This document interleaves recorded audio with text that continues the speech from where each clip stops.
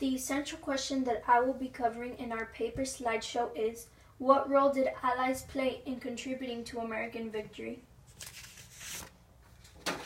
There were three major countries that contributed to America's victory over Britain in the Revolutionary War.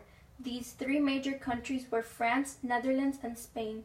These three countries had their own reasons for helping the colonies, such as regaining land or simply weakening the English army.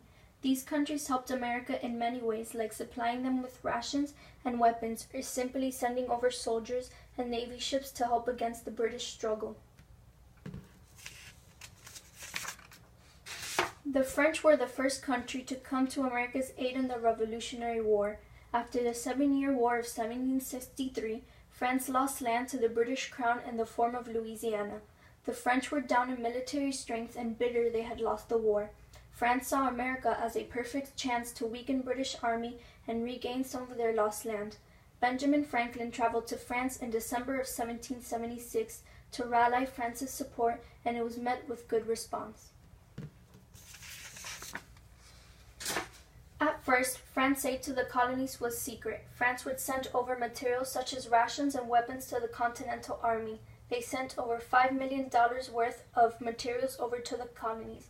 After the Treaty of 1778, French aid was no longer a secret. The French sent over many soldiers and navy ships to help the cause.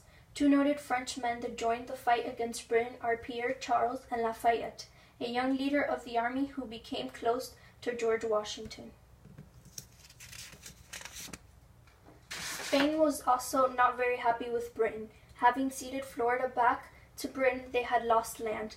They declared war on Britain with allies as France and supplying the colonists with materials and resources. Spanish aid was supplied to the new nation through many routes, such as the port of New Orleans and the warehouse in Havana.